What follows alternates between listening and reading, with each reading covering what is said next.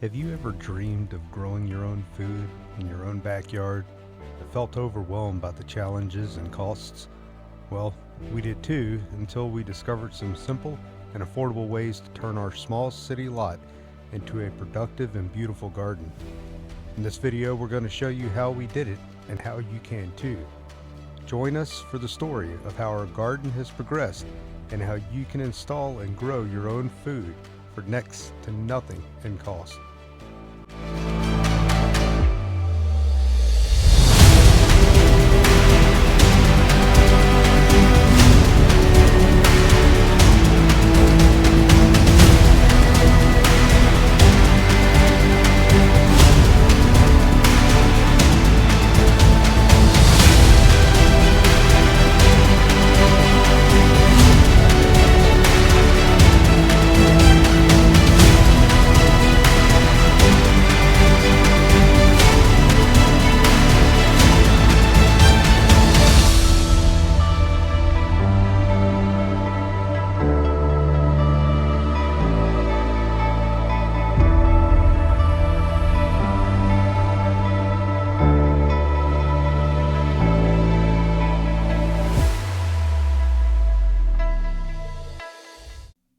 In 2013, we purchased our 3,000 square foot home here in the city. It sits on a quarter-acre corner lot surrounded by other city dwellers in an older neighborhood. When we purchased the property in March of that year, we had plans to grow a garden, but settling in was our priority and was time-consuming. So, just as we had done at our last home that we were renting, we tried container gardening that first year.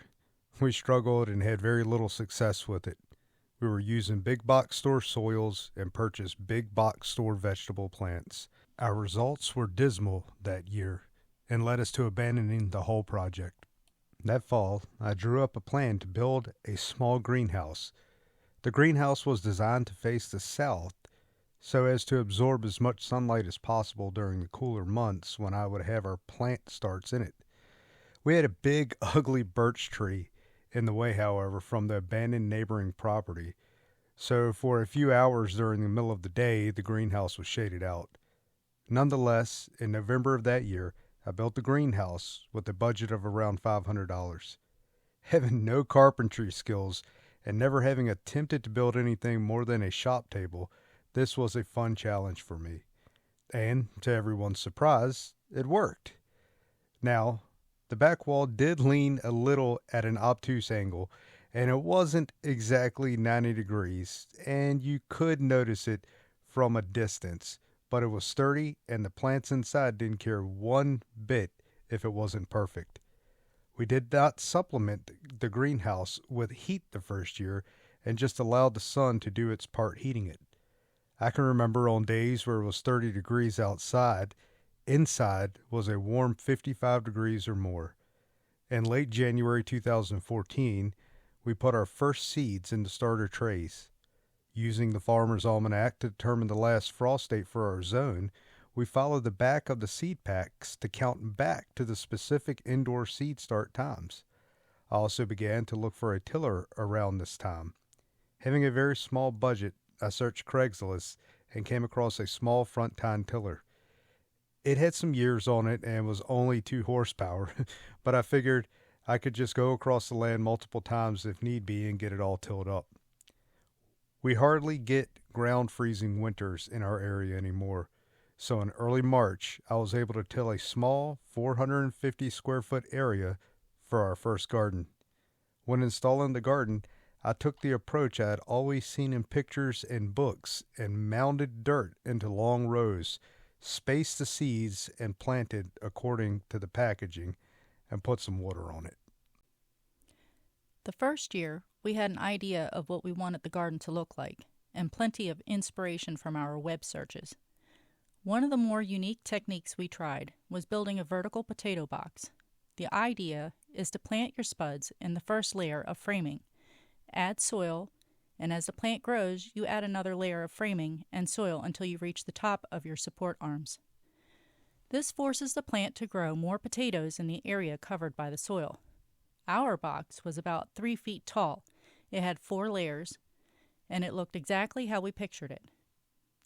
The problem we encountered was that although the potatoes did grow, there were very few and very small compared to the seed potatoes we used. If there was one glaring failure to the garden that year, it was the potatoes, because the rest of the garden produced what many would call a bumper crop. We were not ready for the amount of squash, zucchini, tomatoes, and cucumbers we had that year. Matt found a vegetable called kohlrabi, which appeared to be some sort of alien root vegetable, and to our surprise, it grew amazingly. As we looked at our garden, we could only imagine that because the soil had only been used to grow turf only, it had never really depleted any nutrients, and the grass that was prominent in the yard in that area was Bermuda weed.